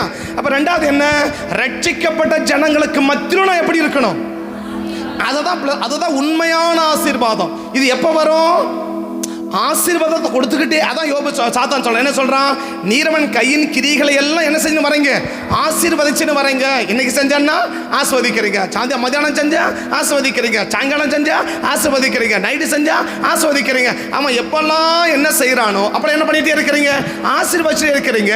நீங்க கொடுக்க கொடுக்க கொடுக்க என்ன ஆகிட்டே இருக்குது, இந்த டம்ளர் கொண்டு ஆச்சு இல்லையா, முதல்ல இன்னைக்கு காலையில் வேலை செஞ்சேன் 100 மில்லி ஊற்றியாச்சு, மத்தியானம் வேலை செஞ்சேன் இன்னும் 100 மில்லி ஊத்துறாரு, சாயங்காலம் வேலை செஞ்சேன் இன்னும் 100 மில்லி ஊத்துறாரு, இன்னும் கொஞ்சம் வேலை செஞ்சேன் இன்னும் 100 மில்லி ஊத்துறாரு. இப்போ என்ன இருக்குது, இது மேலே ஏறி வேற வந்துட்டே இருக்குது இல்லையா? இப்போ 10 நாள் வேலை செஞ்சேன், எவ்வளோ ஊற்றிட்டாரு, ஃபுல்லாக ஊற்றிட்டாரு. இப்போ என்ன ஆயிடுச்சு, பாட்டில் ஃபுல்லாக ஆயிடுச்சு. இப்போ மற்றது பார்க்குறோம், அடுத்த பாட்டில் பார்க்குறாங்க, இது ஊற்றினாரு, கொஞ்சம் ஊற்றினாரு, திரும்ப அதோட நிப்பாட்டிட்டாரு. இது என்னைக்கு மேலே வர்றது, முதல் நாள் வேலை செஞ்சா 100 மில்லி ஊற்றிட்டார் இல்லையா? இப்போ அடுத்தது எவ்வளோ ஊற்றுனதில்ல, 900 மில்லி ஊற்றினாதான் என்ன வருது, இந்த பாட்டிலுக்கு ஈக்குவலாவது வரும் இல்லையா? இதுக்கு மேலே இந்த 100 மில்லிக்கு மேலே இன்னும் 1 லிட்டர் ஊற்றினாதான் இது என்னவா மாறும், இதை விட இது என்னவா மாறும். ஒன்றும் புரியல இல்லையா? இது எவ்வளோ வந்து இது ஊற்றினே இருக்கிறார் இல்லையா? இது ஊற்றினே இருக்கிறாரா? இது ஊற்ற என்ன ஆகி போச்சு, 1000 மில்லி வந்துருச்சு, 1000 மில்லி வந்துடுச்சு இல்லையா? இது பக்கத்தில் இன்னொரு பாட்டில் இருக்குது, இது ஒரு விசுவாசி, இது ஒரு விசுவாசி வச்சுக்கோங்களேன். இந்த விசுவாசி என்ன செய்யறாரு, முதல் நாள் ஊற்றினா பாரு 100 மில்லி, அதோட சரி. திரும்ப என்ன செய்வேன், இந்த விசுவாசி மேலே என்ன செய்வே இல்லை, ஊற்றவே இல்லை. இது என்னைக்கு மேலே இவனுக்கு ஈக்குவலாக வர்றது, எப்போ இவனுக்கு மேலே வர்றது. அப்போ இவனுக்கு மேலே வரணும்னா இது மேலே இவனுக்கு எவ்வளோ தேவைப்படுது, இன்னும் 1000 மில்லி இதுக்கு தேவை. இப்போ எவ்வளோ உள்ள இருக்குது, 100 மில்லி உள்ள இருக்குது. இதுக்கு மேலே எவ்வளோ தேவை, 1000 மில்லி ஊற்றினாதான் இந்த முதல்ல இருக்கிற நம்பர் இவனை ஓவர்டேக் பண்ணி மேலே வர முடியும் இல்லையா? அப்போ இவன் பிரயாசம் எவ்வளோ இருக்கணும், இவன் பிரயாசத்தை படி இவன் பிரயாசம். இப்போ இவன் பிரயாசப்பட்டு இவன் 2 வச்சு இவன் பார்ப்பான், என்ன பார்ப்பான், அடா நேத்தோட இன்னும் கொஞ்சம் என்ன பண்ணிட்டான், நேத்தோட இன்னைக்கு என்ன பண்ணிட்டான், கொஞ்சம் வளர்ந்துட்டானு. அப்போ நாம் என்ன செய்யலாம், வளர்ந்துட்டானு அப்படி இல்லை, வளர்ந்துட்டான்ல, அப்போ நாம் என்ன செய்யலாம். அப்போ இன்னும் அவன் ஒரு வேலை செய்வானா, இப்போ அவனுக்கு ஊற்றுவாரா, இப்போ இவனை பார்த்தா இவன் செய்வானா, ஒன்றும் மண்டையில் விளங்கலை இல்லையா? புரிதல சொல்றது, இவனும் செய்யறான் இவனும் செய்யறான் இல்லையா? அப்போ இவன் செயலை விட இவன் செயல் அதிகமாக இருந்தாதான் இவன் என்ன செய்ய முடியும், இவனை ஓவர்டேக் பண்ணி மேலே வளர முடியும். அப்படின்னா ஒரு கர்த்தருடைய பிள்ளைகள் எந்த அளவுக்கு யாரோட போட்டி போட்டு வாழ்ற, இவனை பரிசுத்தம்னா நான் என்ன செய்யணும், பரிசுத்தமா. அப்ப இவனை நான் என்ன ஆகணும், இப்போ உண்மையா இருக்கிறான், அப்ப நான் என்ன ஆகணும், இவனை விட இப்போ அவனே உண்மையா இருக்கிறான், இப்போ அவன் உண்மையை விட ஏன் உண்மை என்ன செய்யணும், இன்னும் அதிகரிக்கணும் இல்லையா? அப்பதான் என்ன செய்ய முடியும், அவனுடைய கிரிகளுக்கு தக்க பலனை அவன் கிரிகளை தேவன் ஆஸ்வதிக்க முடியும்னா இப்போ நீ எந்த அளவுக்கு நீ வாழ்க்கை இருக்குது, அது என்ன வாழ்க்கை சொல்றேன் இல்லையா? அப்ப நம்ம என்ன புரிஞ்சுக்கணும், நாம என்ன செயல்படுறோமோ அதுக்கு தேவன் என்ன செய்யறாரு, ஆசீர்வதிக்கிறார். ரட்சிக்கப்படாத ஜனங்களுக்கு பதிலா நீ ஆசீர்வாதமா வாழ்றது ரொம்ப ஈஸி, ரொம்ப ரொம்ப ரொம்ப ஈஸி, ரொம்ப அது கஷ்டமே கிடையாது. ஆனா அங்கேயே ஆசீர்வாதமா இல்லை என்பதுதான் வேதனை. அங்கேயே ஆசீர்வாதமா இல்லை என்பதுதான் வேதனை. ஆனா எப்படி இருக்கணும், ஏன்னா தம்முடைய ஜனங்களை தான் தேவன் ஆசீர்வதிக்கிறவர். எல்லாரும் தேவன் என்ன செய்யல, ஆசீர்வதிக்கல இல்லையா? தேவரீர் நம்முடைய ஜனத்தினுடைய ஆசீர்வாதம் இருப்பதாக என்றார். அப்ப யாரை தான் ஆசீர்வதிக்கிறாரு, அவருடைய ஜனத்தை தான். அவருடைய ஜனங்கள் அல்லாதவங்களை ஆசீர்வதிக்கல. அப்ப நம்மளுடைய ஜனம்னா நம்மள என்ன செய்யறாரு? ஆசீர்வதிக்கிறார். எப்ப ஆஸ்வதிக்கிறார்? இன்னைக்கு ஆஸ்வதிக்கிறார், நாளைக்கு ஆஸ்வதிக்கிறார், அடுத்த நாள் ஆஸ்வதிக்கிறார். அப்ப 300 வருஷம் 365 நாளும் என்ன பண்ணிட்டே இருக்கிறாரு? ஆசீர்வதிச்சுட்டே இருக்கிறார். இப்ப இந்த ஆசீர்வாதத்தை வாங்க வாங்க வாங்க என்னாட்டே இருக்கிறேன்? நான் பெரிய ஆள் ஆயிட்டே இருக்கிறேன் இல்லையா? அப்ப யார் மேல ஆசீர்வாதத்தை கொடுத்துக்கிட்டே இருக்கிறாரோ அவங்களை எல்லாம் தேவன் ஆசீர்வதிச்சுட்டே இருக்கிறாரு இல்லையா? ஆசீர்வாதத்தை வாங்குறவன் என்ன ஆயிட்டே இருக்கிறான்? பெரியவனா மாறிக்கிட்டே இருக்கிறான். இப்ப ஆசீர்வாதத்தை வாங்காதவன் எப்படி இருக்கிறான்? அப்படியே இருக்கிறான் இல்லையா? இப்ப நீங்க அப்படியே இருக்கிறீங்களா, வளர்ந்து வந்து இருக்கிறீங்களான்னு நீங்க பாத்துக்கோங்க. நான் பதில் கேட்கல உங்களை இல்லையா?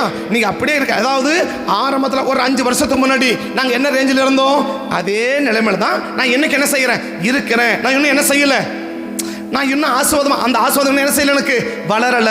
இன்னும் அந்த ஆசீர்வாதம் என்ன செய்யல, பெருகல. இன்னும் என்ன செய்யல, இன்னும் அதாவது நாங்கள் 2 பேரும் ஒரே ஒரு ஒரு ஒரு ஒரு ஊரில் 2 விசுவாசிக்கிறேன்னு வச்சுக்கோங்களேன். அவங்க எப்படி இருக்க அதே மாதிரி தான் நானும் இருக்கிறேன். அவங்களை விட எந்த விதத்தில் என்ன செய்யல, வளரல. அப்படின்னா நீங்க 2 பேரும் எப்படி தான் இருக்கிறீங்க? ஒரே கேட்டகரியில் இருக்கிறீங்க. ஆனால் தேவனுடைய ஆசீர்வாதம் என்ன சொல்றாரு? கிழக்கத்தை புத்திர எல்லாரை விட யோபு எப்படி மாறிட்டாரு? பெரியவனா மாறிட்டார் இல்லையா? அப்ப யோபு நிறைய கொடுத்துருப்பாரா என்ன? இப்போ உனக்கு கொடுக்க மாதிரி தான் அவனுக்கு கொடுப்பார் இல்லையா? நான் சொல்றேன், நீ ஒரு 10 கிலோ தூக்குற, ஒரு 10 கிலோ தூக்குற, 2 பேரும் எவ்வளவு கூலி கொடுப்பாரு? இப்போ இவருக்கு 10 ரூபா கொடுத்தா அவனுக்கு 10 ரூபா கொடுப்பாங்க இல்லையா? நான் சொல்றேன், அவன் 10 கிலோ தூக்குறான், நான் என்ன செய்யறேன்? நான் ஒரு 20 கிலோ தூக்குறேன். அப்படின்னா 20 கிலோ தூக்குற ஆளுக்கு கூலி என்ன கொடுப்பாரு? கூலி கொடுப்பார். நான் 10 கிலோ தான் தூக்க முடியும், அது மேலே முடியாது. அப்படியே எவ்வளவு கிடைக்கும்? அப்போ எதை வச்சுதான் தேவன் ஆஸ்வதிக்கிறாரு? நம்முடைய கிரியைகளை வச்சுதான் தேவன் ஆஸ்வதிக்கிறார் இல்லையா? அது என்ன கிரியைகளை வச்சு யோபு ஆஸ்வதிச்சார்னா இப்ப நான் கவனிக்கணும். என்ன கிரிகளை வச்சு? இப்ப முதல் வசனத்தை பத்தி சொல்லிட்டு 2 முறை சொல்றாரு, இதனாலதான் ஆசீர்வதிச்சேன் அப்படின்னு. யார் சொல்றாருன்னா ஆசீர்வதிச்சவர் சொல்றாரு இல்லையா? ஆசீர்வதிச்ச ஆண்டவர் சொல்றாரு, இவனை வந்து இந்த காரியத்தால தான் இவனை என்ன செஞ்சேன், நான் ஆசீர்வதிச்சேன் அப்படின்னு அவர் சொல்றாரு இல்லையா?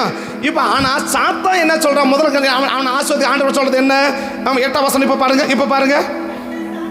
கர்த்தர் சாத்தானை நோக்கி, என் தாசனாகிய யோபு மேல் கவனம் வைத்தாயோ, உத்தமனும் சன்மார்க்கனும் தேவனுக்கு பயந்து பொல்லாப்புக்கு விலகிறவனுமாகி அவனை போல. அப்போ இவனை ஆசீர்வதிக்கிறதுக்கு நிறைய காரணம் ஆண்டவர் சொல்றாரு.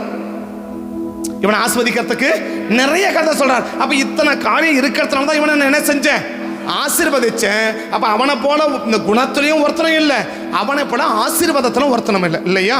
அப்ப குணத்துல நம்மளை போல யாரும் இல்லைன்னு சொல்ற அளவுக்கு குணம் இருந்துச்சுன்னா நம்மளை போல ஆசீர்வாதமும் இல்லைன்னு சொல்ற அளவுக்கு ஆசீர்வாதம் இருக்கும்.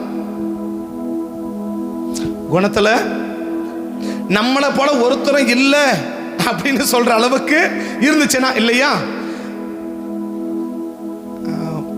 புரியுதானே? புரியும் கூட ஒரு மாதிரி உட்காந்துக்கிறீங்களா? என்ன அர்த்தம்? இப்போ குணத்தில் என்ன சொன்னார்? பூமியில் அவனை போல ஒருத்தனும், அதனால ஆசீர்வாதத்தில் அவனை போல ஒருத்தனும். அப்ப எதை வச்சு ஆஸ்வதிக்கிறாரு? குணத்தை வச்சு ஆஸ்வதிக்கிறார் இல்லையா? அப்ப மற்றவன் இருக்கிற அதே குணம் என்கிட்ட இருந்துச்சுன்னா நானும் அவனும் ஒரே கேட்டகரியில் தான் இருக்க முடியும். இப்ப மற்றவனை விட என் குணம் சிறந்ததா மாறுமானால் மற்றவனை சிறந்த ஆசீர்வாதமா நான் மாறலாம். புரியுதா?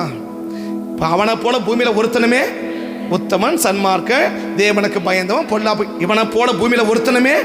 அதனால அவன் ஆசீர்வாதமும் பூமியில அவன் ஆஸ்வாத அளவுக்கு பூமியில ஒருத்தனுமே இல்லைன்றார். அப்ப எதை வச்சு ஆஸ்வதிக்கிறாரு? குணத்தை வச்சு ஆஸ்வதிக்கிறார். அப்ப என் குணம் மற்றவனுடைய குணத்தை விட சிறந்திருந்தாதான் என்ன தேவன் என்ன செய்ய முடியும்? அவனை விட என்ன ஆஸ்வதிக்க முடியும். அப்படி சொல்லணும். அவனை விட நான் சொல்றேன், அவனுக்கும் எனக்கும் சேம் கேட்டகரியில் இருக்கிறேன் அப்படின்னா என்னதான் எவ்வளவுதான் கொடுக்க முடியும்? அவனுக்கு என்ன கொடுப்பார் அதை தான் என்ன கொடுப்பேன், எனக்கு கொடுப்பார் இல்லையா? இந்த ஈயடிச்சா காப்பி இருக்கு இல்லையா? ஈயடிச்சா காப்பி இருக்குமா? ஈயடிச்சா காப்பி இருக்குமா இருக்காதா? இருக்கு தானே. ஈயடிச்ச காப்பினா புரியுந்தா? இவன் எழுதுனானா அப்படியே எழுதிட்டான் இல்லையா? இவன் என்ன பண்றானா, இவன் மேல ஒரு ஈவு காய்ச்சி அடிச்சு என்ன பண்ணிட்டானா மேல வச்சுட்டான். எழுத்து மேலே புள்ளி வைக்கவும் இல்லையா? அந்த மாதிரி என்ன பண்ணிட்டான். இப்போ நான் எழுதுறேன்னு வச்சுக்கோங்க, இப்போ நான் எழுதி நிற்கிறேன், என் மேலே ஒரு எங்கிட்ட ஒரு புண்ணு இருந்துச்சு வச்சுக்கோங்க, புண்ணு மேலே என்ன உட்காரும்? ஈ உட்காருமா? அப்படி அடித்தேன் இல்லையா? அடிச்சு எங்கே வச்சுட்டேன், அது அடிச்சது பேப்பர் மேலே விழுந்துருச்சு, அடிச்சு எங்கே விழுந்துருச்சு? இப்போ பக்கத்தில் பார்த்தான், ஓஹோ என்ன வைக்கணும் போல இருக்கு. அதே மாதிரி அவன் ஈ அடிச்சு எங்கே வச்சுட்டான். இப்போ ஈ அடிச்சா காப்பிக்கு எவ்வளோ தான் மார்க் வரும்? இப்போ நான் எனக்கு என்ன மார்க் வருமோ அதே மார்க் தான் யாருக்கு வரும். இப்போ அவன் பார்த்தா அவன் வேணா அடிச்சு வச்சிருக்க, நான் என்ன செய்யக்கூடாது, அடிச்சு வைக்க கூடாதுன்னா அடிக்காம வைக்கட்டா, எனக்கு என்ன மார்க் வரும். புரியுதான் சொல்றது? அப்ப ஒருத்தனுக்கு கொடுக்குற அதே கேட்டகரி எனக்குள்ளும் இருந்துச்சுன்னா நாங்க ரெண்டு பேரும் எப்படி தான் இருக்க முடியும்? சேம் ஒரே ஆசீர்வாதம் தான் இருக்க முடியுமே ஒழிய அதை விட என்ன செய்ய முடியாது, நான் மேலே வரவே முடியாது இல்லையா? இன்னைக்கு போட்டி திரும்ப எழுதுறாங்க இல்லையா? நான் சொல்றேன் மெட்டீரியலை கேட்டு பாருங்க. உயிர் நண்பனோட கட்டம் கொடுக்கவே மாட்டான். ஏன் கொடுக்க மாட்டான்? இவனை விட நான் என்ன எடுக்கணும், மார்க்கு அதிகமா எடுத்தாதான் என்ன செய்ய முடியும், நான் மேலே வர முடியும் இல்லையா? அதனால நீ என்ன உயிர் நண்பன் கூட எதை கொடுக்க மாட்டேன், அந்த மெட்டீரியல் மட்டும் என்ன செய்ய மாட்டேன், கொடுக்கவே மாட்டான். ஏன்னாக்க உன்னை விட நான் என்னவா மாறணும், நிறைய மார்க்க நான் எடுக்கணும். நிறைய மார்க்க நான் எடுத்தா தானே என்னவா மாற முடியும், நான் பெரிய ஆளா மாற முடியும்னா இன்னைக்கு எத்தனை பேர் அவங்ககிட்ட ஒரு உண்மை இருக்கா, அவனை விட நான் உண்மையா இருக்கான் காட்டுறேன் பார் அப்படின்னு எவ்வளவு பேர் அவனை விட உண்மையை வாழ்றதுக்கு பிரயாசப்படுறோம். அப்ப யோபு எப்படி வந்திருப்பார் மேல? அவன் பார்த்துருப்பான், உத்தமனா இருக்கிறான் இல்லையா? உண்மை வேற உத்தமம் வேற.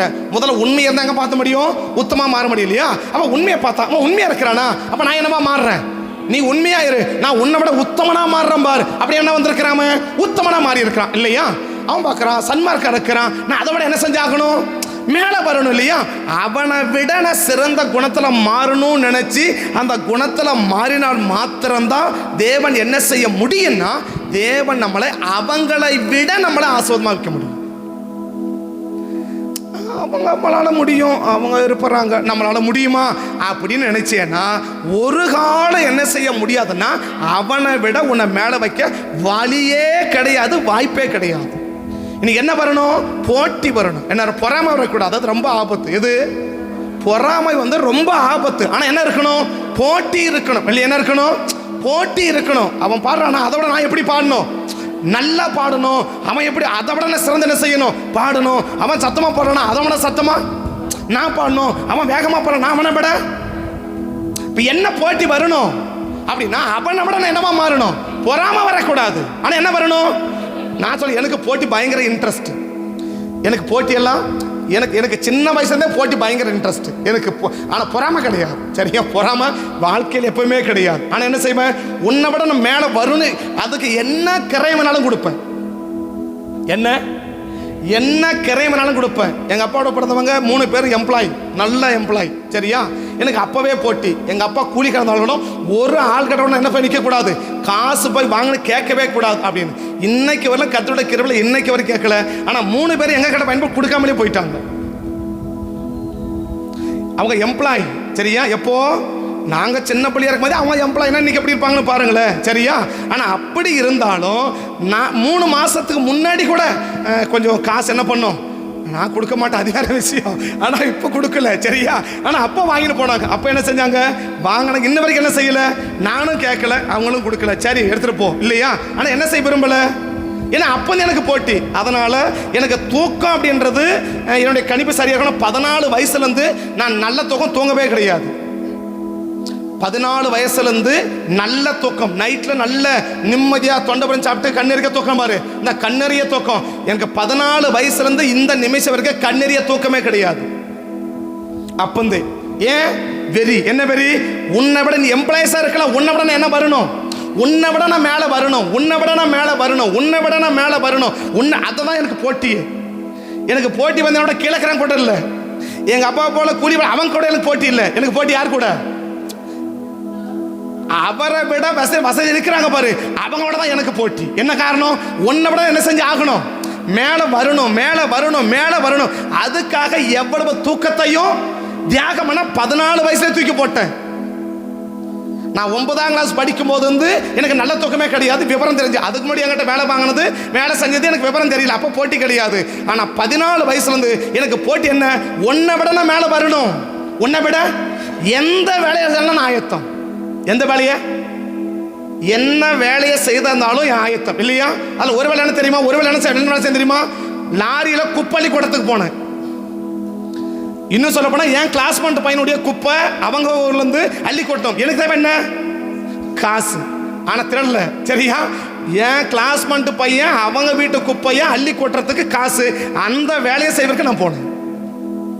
அந்த வேலையை எனக்கு தேவை என்ன, ஏன்னா எனக்கு, அதாவது என்னை யார் என்ன செஞ்சிடக்கூடாது, இல்லை இவங்களால ஒன்றும் முடியலன்னு என்ன செஞ்சிடக்கூடாது.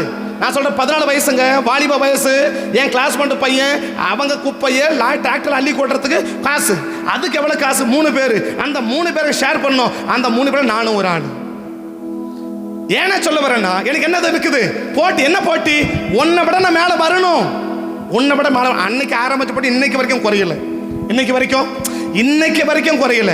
ஏன்னு சொன்னாக்க அந்த போட்டி தான் என்ன செய்ய முடியும் நம்மளை, அந்த போட்டி நம்மளை என்ன செய்ய முடியும், உன்னை விட சிறந்தவன வாழ வைக்க முடியும். அந்த சிறந்தவன வாழ ஆரம்பிக்கும் போது தான் கர்த்தர் என்ன செய்ய முடியும், ஒரு மனுஷனை தேவன் ஆசீர்வதிக்க முடியும்.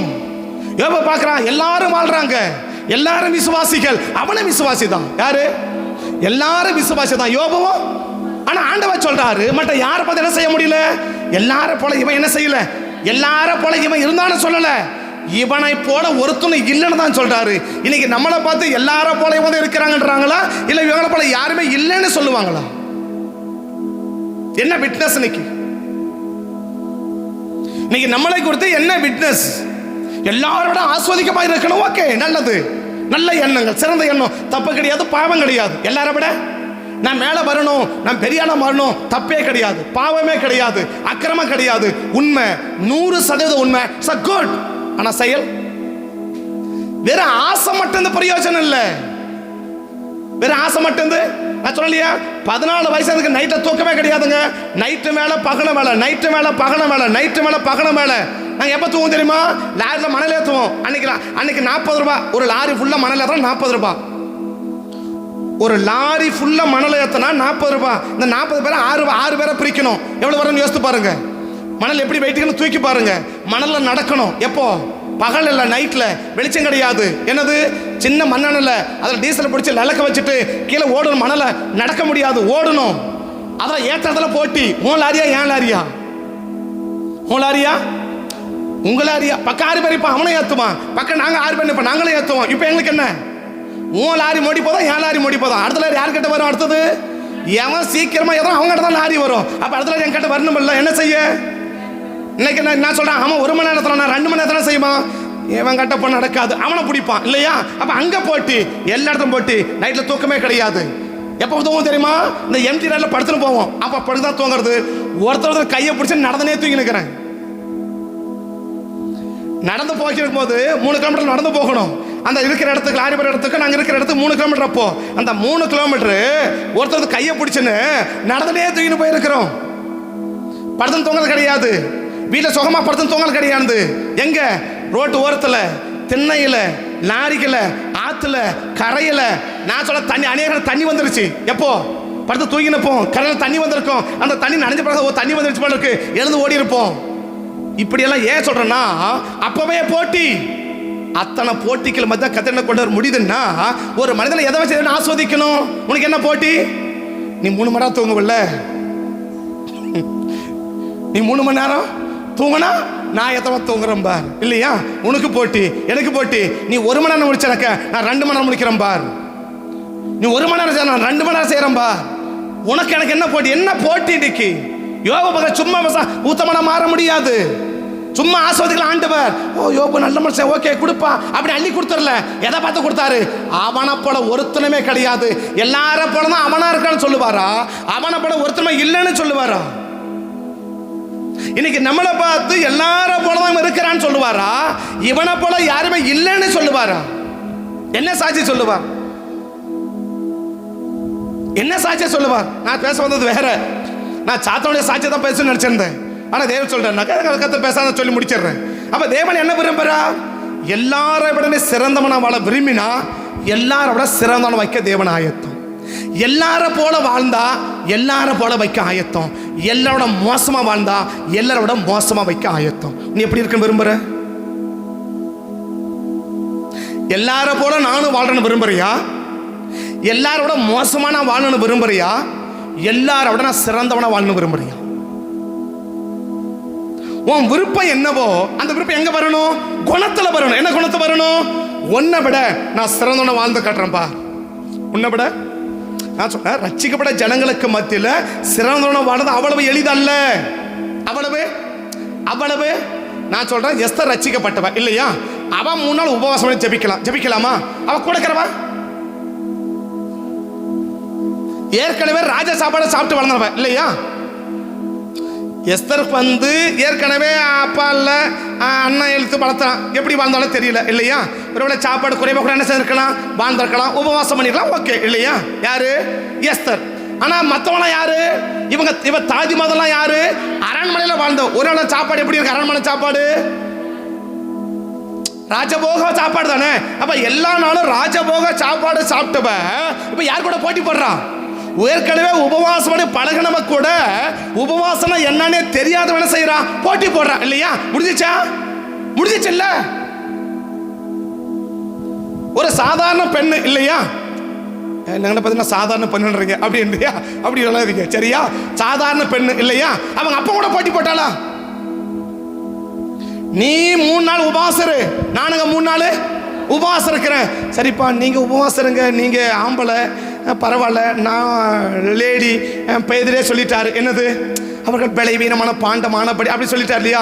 பேதரே சொல்லியிருக்காருப்பா, நான் என்ன செய்கிறேன், கொஞ்சம் பலவீனம், அதனால என்ன செய்ய முடியாது, என்னால் உபவாசம் முடியாது, ஸோ சாரி, நான் வேணா 3 நேரத்துக்கு 2 நேரம் மட்டும் சாப்பிட்டு 1 நேரம் உபவாசம் இருக்கிறேன் அப்படி சொல்லியிருக்கணுமா? இல்லைப்பா எனக்கு உபவாசம் பண்ணவே முடியாது. சின்ன பிள்ளைங்க அப்படியே வளர்த்துட்டீங்க, செல்லமாக வளர்த்துட்டீங்கல்ல, எனக்கு பாஸ்டிங் பண்ணி பழக்கமே இல்லை, நான் என்ன செய்கிறேன், நான் சாப்பிட்டேன் ஜெபம் பண்ணுறேன், நீங்கள் என்ன பண்ணுங்க உபவாசம் பண்ணுங்க அப்படி சொல்லியிருக்கலாமா? ஏன்னா இப்போ ராணி, இப்போ யாரு ராணி, நான் எப்படி இப்போ உபவாசம் அப்படி சொல்லியிருக்கலாமா? அவ சொல்கிறா நீ உபவாசம் பண்ண முடியும், என்னாலையும் உபவாசம் பண்ண, உன்னால முடியும் என்னாலையும் முடியும் இல்லையா? நீ வேணா ஆம்பளையா இரு, நான் பொம்பளையா இருக்கலாம், ஆனால் என்ன செய்ய முடியும், உனக்கு போட்டிப்படி என்னால முடியும். போட்டி போட்டாளா? அவராவது உபவாசம் பண்ணி வீட்டில் உட்கார்ந்தாரு, இவ உபவாசம் பண்ணி நடந்து போயிட்டாள்ல. இவராவது உபவாசம் பண்ணி எங்க இருந்தாரு? வீட்டில் இருந்தார் இல்லையா? அவன் உபவாசத்தை முடிச்சு எங்க போயிட்டா? ராஜா அரண்மனைக்கு போயிட்டாள்ல, நடந்து போயிட்டாள்ல, அங்க போய் நின்னுட்டாள்ல, அங்க போய் ஜபிக்கிறாள்ல. என்ன முடியும்? ஒன்ன விட சிறந்த என்னால என்ன செய்ய முடியும்? ஜபிக்கும். அதான ராணி, அதான கிரீடம் என் மேல இருக்குது. ஆனா ராஜா என்ன கேட்கிறான், நான் ராஜா கிட்ட கெஞ்சல, நான் ராஜா கிட்ட நான் எப்ப பாரு அப்ப ராஜா தான் என்கிட்ட கெஞ்சல் கிடக்கிறார். என்னமா வேணும், ராஜ்யத்துல பாதி வேணுமா, ஏமா சொல்லுமா, சீக்கிரம் சொல்லுமா, நாளைக்கு சொல்றேன். என்ன சொல்லிட்டு வந்தா? நேரம் வரும்போது சொல்றேன். முதல்ல என்ன சொல்லிட்டு வந்தா? நேரம் வரும்போது சொல்றேன்னு சொல்லிட்டு வந்துட்டா இல்லையா? அடுத்த நாள் என்ன கூப்பிட்டா, சாப்பாட்டுக்கு வா, ஓகே வரம்மா, வந்து சாப்பிட்டா இல்லையா? சரி இப்ப என்ன சொல்லுமா, என்ன பண்ணு, நாளைக்கு சொல்றேன். முதல்ல என்ன சொல்லிட்டு வந்தா?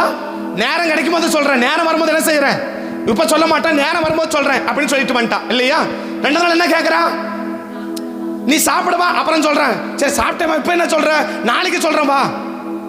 இவ போய் கேட்டு கிடக்கல, ஏன் அவ கேட்டு கிடக்கிறா? இவ சொன்னாதான் ஒருத்தருக்கு என்ன கிடைக்குது, மோதிரம் கிடைக்குது இல்லையா? இவ சொன்னதான் ஒருத்தருக்கு என்ன கிடைக்குது, வேலை கிடைக்குது. என்னம்மா ரகசியம்?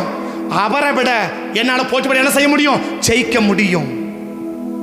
அவரை விட அவர் உபவாசம் பழக்கம் தான், அவருக்கு உபவாசம் பண்ணி அவர் உபவாசம், ஏன் உபவாசத்தை ரொம்ப போட்டி படுத்த சிரமம் தான், ஆனா முடியும். லேடி, ஆனா அவர் யாரு, பழக்கப்பட்டவர். அவர் உபவாசம் பண்ண முடியும்னா என்னாலையும் முடியும். எப்படி இருக்க முடியும்? அல்லும் பகலும் 3 நாள் புசியாமல் குடியாமல் உபவாசம் பண்ண என்னால முடியும். அவர் முடிச்சு உட்கார்ந்துக்கிறாரு, நான் முடிச்சுட்டு போகவும் முடியும். அப்ப தேவன் என்ன விரும்புறா? இன்னைக்கு தேவன் என்ன விரும்புறா? எல்லாரோட சிறந்த இடத்துல நீ வரணும்னா, நம்மளுக்கு கொடுத்துக்கிட்டே இருக்கிறேன்னா எதை வச்சு? அவங்க அடுத்தவங்க குணத்தை விட உங்க குணம் என்ன ஆகிட்டே இருக்கணும், வளர்ந்துட்டே இருக்கணும். அந்த குணத்தை நீ வளர நான் உனக்கு என்ன பண்ணிட்டே இருப்பேன், நான் உனக்கு கொடுத்துட்டே இருப்பேன். இப்படி கொடுக்க நான் வாங்கினாதான் நீ யாரா மாற முடியும்னா எல்லாரை விட நீ மேன்மையா வர முடியும். எல்லாரை விட நீ மேன்மையா வர முடியும். நீ எல்லாரை விட மேன்மையா வரணும் என்பதுதான் என்னுடைய ஆசை.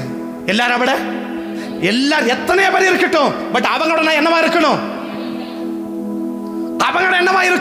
மேன்மையா இருக்கணும். அவங்களோட என்னவா இருக்கணும், மேன்மையா இருக்கணும். அவங்களோட என்னவா இருக்கணும். எல்லாத்தையும் நான் சொல்றேன். எனிபடி எதில் வேணா இருக்கட்டும், எதில் வேணா, இதுக்கு அவங்க செட் ஆகாதுன்னு நம்மளை பார்த்து சொல்லவே கூடாது எதுலையுமே. இவங்க இதுக்கு என்ன செய்ய மாட்டாங்க, அவங்க அதுக்கு வேணா செட் ஆவாங்க, இதுக்கு என்ன செய்ய மாட்டாங்க, செட் ஆக மாட்டாங்க அப்படின்னு என்ன செய்யக்கூடாது. நான் சொல்றது புரியுதானே? சரி, விளக்கமாக சொல்ல புரிஞ்சு நீங்கள் கோச்சிக்காதீங்க சரியா? இவங்க வெஜிடேரியன் நல்ல வேணும் சார், இட்லி சட்னி வேணால் கரெக்டாக வைப்பாங்க அப்படின்னு சொல்லுவாங்க இல்லையா? என்ன வைப்பாங்க? இட்லியும் சட்னியும் சூப்பராக வைப்பாங்க. இட்லிக்கு சரி என்ன தேவை, இது சூப்பராக வைப்பாங்கன்னு சொல்லலாம் இல்லையா? ஆனால் ஒரு என்ன சொல்லலாம், இவங்க பருப்பு சாம்பார் நல்லா வைப்பாங்க. இவங்கள போயிட்டு இங்கே இருக்கிற எத்தனை பேர் களி செய்ய தெரியும்னு கேட்டால் எத்தனை பேர் ஆமான்னு சொல்லுவீங்கன்னு தெரியல சரியா? உங்களுக்கு எத்தனை பேர் களி செய்ய தெரியும்? ஒரு 5 பேருக்கு களி செய்யணும், 5 பேருக்கு களி செய்யணும். எத்தனை பேர் செய்வீன்னு கேட்டால் என்ன கொடுங்க, நான் இதை கொடுங்க, களிக்கோளை கொடுங்க, நான் கிண்டி எடுக்கிறேன் அப்படின்னு எவ்வளோ பேருக்கு வாங்குவீங்க? மத்திக்கோளை களிக்கோளுன்னு தெரியல, ஒரு அடிக்கிறதுக்கு வாங்குறீங்களா இல்லை களி கிண்டுறதுக்கு வாங்குறீங்களான்னு தெரியாது இல்லையா? எத்தனை பேருக்கு? 5 பேருக்கு எவ்வளோ தண்ணி வைக்கணும், எவ்வளோ நொய் போடணும், எவ்வளோ மாவு போடணும், எப்போ கிண்டணும், அது கிண்டது எப்படி இருக்கக்கூடாது, புட்டி வரக்கூடாது, கட்டி வரக்கூடாது, மாவு வரக்கூடாது, இப்படிலாம் செய்யணும். அது களி கொடுத்தாக்க ஒரே முறை தொண்டை அடிச்சு சாகிற மாதிரியும் இருக்கக்கூடாது, எப்படி இருக்கணும், இப்படி எல்லாம் செய்யணும் தானே. அது கையில் கையை வைக்கிறதும் தெரியக்கூடாது, தொண்டையில் போகிறதும் தெரியக்கூடாது, அப்படிலாம் களி பண்ணணும். சில களி இருக்குது, என்ன களி, அதை களி பண்ணி கூட அதோட 3 மணி பண்ணால் அதோட என்ன பண்ணிடணும், மூச்சு முக்கி அதோட முடிஞ்சு போயிடும் இல்லையா? அது அந்த மாதிரி களியும் கிண்ட முடியுதானே? எத்தனை பேர் இப்படி கிண்ட முடியும்னு கேட்டால் கொடுங்க அப்படின்னு சொல்லுவீங்கன்னு தெரியாது எனக்கு இல்லையா? இப்போ எதில் ஸ்பெஷலிஸ்ட்? களி கிண்டமா கொடு இல்லையா? சாமரிச்சு கொடுத்து எத்தனை பேர் சோறாக்கணும், எத்தனை பேர் கஞ்சி காய்ச்சி வைப்பீங்கன்னு தெரியாது இல்லையா? சாமரிச்சு கொடுத்து, சாமரிச்சு தெரியுமா? சாமரிச்சு தெரியுமா? சாமரிச்சு கொடுத்து சோறு வடிமா அப்படின்னு கூட சாமரிச்சு சோறு செய்ய இன்னைக்கு அப்படின்னு சொன்னா சாமரிச்சு கிளியரா நெட்டர்ஸ்ல படிச்சு எத்தனை பேர் அப்படியே பல சாதம் குடிப்பீன்னு கேட்டா தெரியாது. அதை சாமரிச்சு படிச்சு என்ன செய்ய முடியாது? முக்காமாச்சு பூரா கஞ்சில் தான் இருக்கும், எதில் நிற்காது. அதையும் தப்பி தவறி ஏதாவது அதாவது தானம் தர்மம் பார்த்து பார்த்தது நின்னாதான் சாமரிச்சு சோறு. முதல்ல முறை எங்க இருக்கும்? கஞ்சில் இருக்கும். அதையும் தாண்டி கொண்டாங்க அப்படின்னு அவ்வளோ பேர் படிப்பீங்க அப்படின்னு கேட்டால் தெரியாது இல்லையா? அப்படின்னா என்ன சொல்ல விரும்புறாடா? இப்போ யோப கடைகளப்பா சாமரிச்சு கொடுக்கணும், கொண்டா கழிக்கிடணும், கொண்டா கூழுகாசனம், கொண்டா எல்லாம் கொண்டாயா என்கிட்ட அப்படின்றார். யாரு? உண்மையா கொண்டா, உத்தமமா கொண்டா, சன்மார்க்கமா கொண்டா, தேவ பயமா கொண்டா, விலகனமா கொண்டா. நான் என்கிட்ட கொண்டா. எனக்கு எல்லாத்தையும் எப்படி இருக்கிறேன்? நான் எல்லாத்தையும் எப்படி இருக்கிறேன்? கற்று ட்ரெயினா இருக்கிறேன். ஏதோ ஒன்ன பிடிச்சு அப்படியே சோத்திரம் அப்படி ஓடி இருப்பாரல்ல, என்ன விடுதாலும் விடுற. என்ன செய்ய சொல்ற? எனக்கு தெரியாத வார்த்தைக்கு இடமே, இது என்னால முடியாத வார்த்தைக்கு இடமே கிடையாது. உலக மனுஷன் சொல்றான் களமோ கற்று மாற. என்னவே களமோ இதை தெரிஞ்சு நாங்க என்ன பண்ண போறோம்? இதை தெரிஞ்சு நான் என்ன இப்போ நிலம் கொஞ்ச நாளைக்கு ஒரு 5-6 வருஷம் முன்னாடி நிலம் விட்டேன். சரி நீங்கள் ஓட்ட போய் என்னால் முடியல, எனக்கு வேலைக்கு முடியலன்னு சொல்லி விட்டுட்டேன். முடியலனாக்க எனக்கு டைமில் விடுன்னு விட்டேன். அவன் ஓட்டி வச்சுட்டு கள்ளக்கூட பொண்ணு வச்சான். அவன் சொன்னான் நீங்கள் தான் முதையர் பிடிக்கணும்னா கொண்டான்னு. ஆனால் ஒரே சுற்று வந்தேன். அவன் வந்தான் பாரு, ஓட்டத்தை வந்தான் பாரு, அவன் வாய்மன் விளைச்சி நின்றுக்கிறான். அவன் நினைச்சா விளைச்சாடு போட்டுக்கிறேன், என்ன ஓட தெரியாது, ஏர் ஓட்ட தெரியாதுன்னு நினைச்சான் இல்லையா? வந்தவன் ஏர் ஓட்டி பழகினவன். நான் பார்த்தா வெள்ளச்சட்டை போட்டு போயிருக்கிறேன் இல்லையா? அவன் நினைச்சான் இவன் கையில் போய் மாட்டை கொடுத்து மோலியை கொடுத்து என்ன செய்ய போறான்னு நினைச்சா இல்லையா? ஒரே சுத்து தான் வந்தேன். அவன் இப்படி வச்சு நின்னுக்கிறான். களமோ கற்று மாற. உனக்கு தேவை இல்லையோ, ஆனா என்ன சொல்லக்கூடாது, இது இவனுக்கு தெரியலன்னு சொல்லவே கூடாது.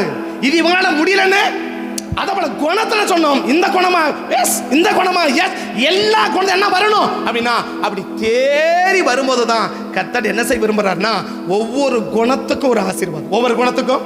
அப்போ ஒருத்தன் நின்றுப்பான், உண்மையில நின்றுட்டுப்பான் இல்லையா?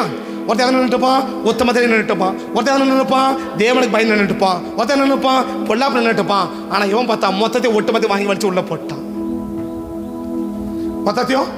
மொத்தத்தை வாரி வலிச்சு என்ன பண்ணிட்டான்? அது உள்ள போட்டு முடிட்டு உட்காந்துக்கிறார். ஏன் கர்த்தர் ஆஸ்வதிக்க மாட்டா? சொல்றாரு அவனை போல யாரும் இல்லை, அதனாலதான் அவனை போல ஆசீர்வாதத்துல யாரும் இருக்கக்கூடாது.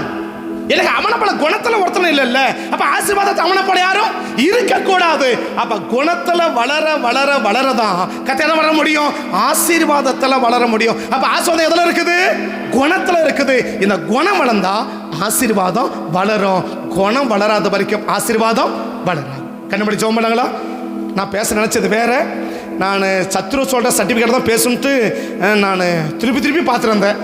ஆனாலும் கர்த்தர் குணத்தை அடிப்படை சொல்லி இருக்கிறார். அவர் சொன்னதை சொல்லி முடிச்சுட்டேன். ஆனா ஒண்ணு காரியம், எல்லாரும் விட நீ மேன்மை இருக்கிற கர்த்தரை விரும்புகிறார். அது மாதிரி உள்ளத்துல ஆழத்துல புரியுது. எல்லாரை விட நீ மேன்மையா இருக்கணும்னு கர்த்தர் விரும்புகிறார். எல்லாரை விட. அந்த எல்லாரை விடன்னு சொல்லும் போது ரட்சிக்கப்படாத ஜனங்களை விட, ரட்சிக்கப்பட்டு உன்னோடு கூட இருக்கிற ஜனத்தை விட, ரட்சிக்கப்பட்டு உன்னோடு கூட இருக்கிற ஜனத்தை விட நீ மேன்மையா இருக்கணும். ரட்சிக்கப்படாத ஜனங்களை விட நீ மேன்மையா இருக்கணும். அதுக்கு தேவன் எதிர்பார்க்குது என்ன? எல்லாரும் போல நீ இருக்க விரும்புறியா, இல்லை எல்லாரை விட சிறந்திருக்க விரும்புறியா? எல்லாரும் போல நானும் இருக்கிறேன்னா எல்லாரும் போல ஆஸ்வாதம் நீ இருக்கலாம், எல்லாரும் கொடுக்குற ஆஸ்வாதம் உனக்கும் கிடைக்கும். இல்லை எல்லாரும் அப்படி வேணா இருக்கலாம், நான் எல்லாரை விட சிறந்ததான் இருக்கணும்.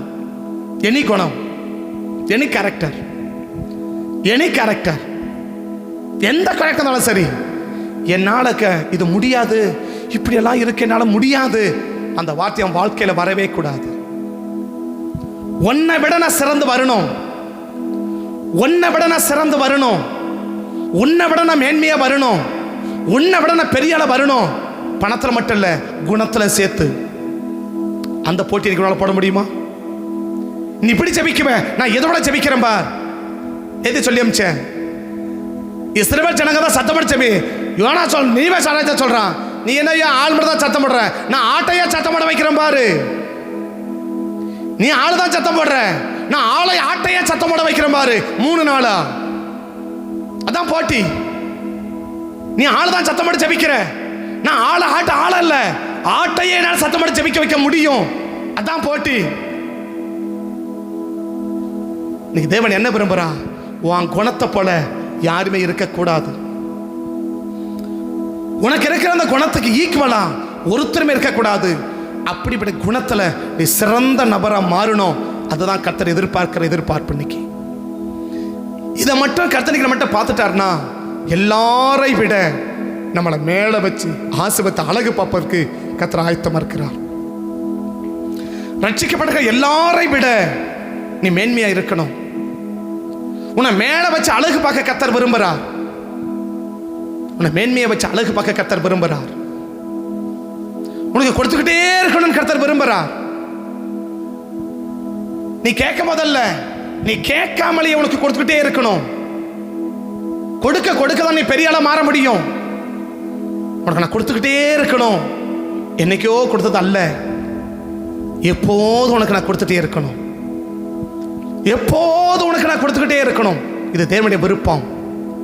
இந்த விருப்பம் நிறைவேறணும்னா இன்னைக்கு தேவன் எதிர்பார்க்கிறா, நீ கிரியை செஞ்சுட்டே இருக்கணும், நான் கொடுத்துட்டே இருப்பேன்.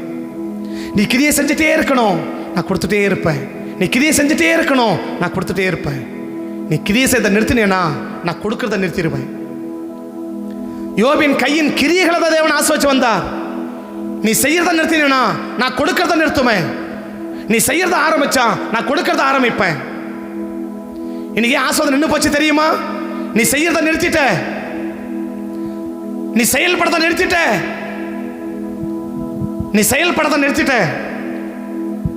போன சனிக்கிழமை கண்டினியூ பண்ணது அதே கதை ஞாபகப்படுத்துறார். ஆரம்பத்த செயல்பாடு இன்னைக்கு இல்லை. போன வாரம் சொல்லி அமிச்சேன், ஆரம்பத்தில் இருந்த செயல்பாடு இன்னைக்கு இல்லாம போயிடுச்சு. அதனாலதான் உன்னை ஆஸ்வதிக்க முடியல, அதனாலதான் உன்னை மேன்மையை வைக்க முடியல. இன்னைக்கு கர்த்தர் சொல்றா, நீ செய்யறத நிறுத்தின, நான் கொடுக்கறத நிறுத்திட்டேன். கர்த்தர் தீர்க்கமா சொல்றார், நீ செய்யறத நிறுத்தின, நான் கொடுக்கறத நிறுத்திட்டேன். நீ செய்யறத ஆரம்பி, நான் கொடுக்க ஆரம்பிப்பேன். நான் கொடுக்க கொடுக்க தான் நீ பெரிய ஆளா மாற முடியும், நீ மேன்மையா வர முடியும். நான் கொடுத்துனே இருக்கணும்னா நீ செஞ்சுட்டே இரு.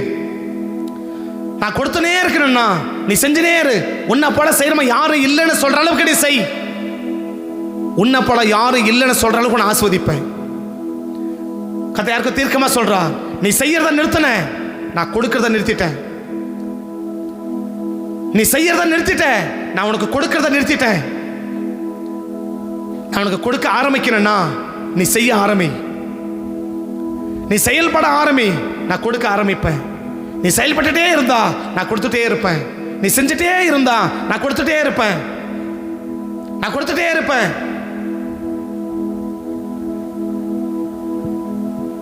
கொடுத்துட்டே இருப்பேன். கொடுக்க கொடுக்க தான் நீ பெரிய ஆளா மாற முடியும். கர்த்தர் கொடுத்துட்டே இருக்கணும்னா நம்ம செஞ்சுட்டே இருக்கணும். நம்ம செஞ்சுட்டே இருந்தா கர்த்தர் கொடுத்துட்டே இருப்பார். பரிசுத்த பிதாவே, இந்த காலங்களை அர்ப்பணிக்கிறோம். எல்லாரை விட நாங்கள் பெரியவங்களா இருக்கணுன்றது உங்களுடைய விருப்பம். அதுக்கு எங்கள் செயல்பாடுகள் அதிகமாக வேணும்னா யோபுடைய கையின் கிரியைகள் எல்லாம் ஆஸ்வதிச்சிங்க. சும்மா ஆஸ்வதிச்சிடல, அவன் கையின் கிரியைகள், அவன் கை செய்கிற வேலை, அவனுடைய வேலைப்பாடுகள் எல்லாம் ஆஸ்வதிச்சு. எங்கள் வேலைப்பாடுகள் நீங்கள் ஆஸ்வதிங்கப்பா. நாங்கள் ஒருவேளை நிறுத்தின செயல்களை இன்னைக்கு தொடங்க ஆரம்பிக்கிறோம். ஒருவேளை நாங்கள் செஞ்சதை நிறுத்திட்டதுனால தான் நீங்கள் கொடுக்கலன்னா இன்னைக்கு எங்கள் செயலை ஆரம்பிக்கிறோம். இன்னைக்கு நாங்கள் செயல்பட ஆரம்பிக்கிறோம். நீங்கள் கொடுக்க ஆரம்பிச்சிருங்க. நாங்கள் செயல்பட்டு கொண்டே இருப்போம்ப்பா, நீங்கள் கொடுத்துட்டே இருங்க. அப்போ தான் நாங்கள் பெரிய ஆளாக மாற முடியும், பெரிய நபராக இருக்க முடியும். யோபு அப்படி தான் பெரிய ஆளாக மாற முடியும்னா எங்களையும் அப்படி ஆசிர்வதிங்க. பரிசுத்த தேவனுடைய கருத்தை அர்ப்பணிக்கிறோம், இல்லை ஒப்புக் கொடுக்குறோம். உண்மை நோக்கி பார்க்குறேன். தொடர்ந்து எங்கள் செயல்பாடுகள் அதிகரிக்க, தொடர்ந்து எங்கள் செயல்பாடு கூட்ட கர்த்தர் கிருபை தாங்கப்பான்னு சொல்லி உங்களுடைய கையில் அர்ப்பணித்து ஒப்புக் கொடுக்குறோம். அந்த அத்தனை பிள்ளைகளையும் இருக்கிற எல்லாரையும் விட பெரிய இடத்துல வச்சு பெரியவர்களாக வைத்து ஆசீர்வதிக்கும்படி சமூகத்தை நோக்கி பார்த்து ஜெபிக்கிறேன். கிருபை தாங்கட்டும், ஆளுகை உண்டாகட்டும். ஆசீர்வதிச்சு காத்துக்கொள்ளுங்க. நான் முழுவதும் கத்தை பொறுப்படுத்திக் கொள்ளுங்க. தேவக்காரன் கூட இருக்கட்டும். இதனால் ஆயுதங்கள் எல்லாம் வாய்க்காதே போகட்டும். நாம் மட்டும் மையப்படட்டும். சகல துதிக்க மகிமை எல்லாம் ஒருவரைக்கு செலுத்தி உயர்த்தினால் தாழ்த்தி பெருமைக்கு ஜெபிக்கிறோம். ஜெபம் கேளும் ஜீவனுள்ள நல்ல பிதாவே, ஆமென். என் ஆத்துமாவை கர்த்தரே ஸ்தோத்திரி, உன்னுடமே பரிசுத்த நாமத்தை ஸ்தோத்திரி. என் ஆத்துமாவை கர்த்தரே ஸ்தோத்திரி, கர்த்தர் செய்த சகல உபகாரங்களையும் மறவாதே. ஆமென், ஆமென். கர்த்தர் ஆஸ்வதிப்பார். ஸ்தோத்திரம், ஸ்தோத்திரம்.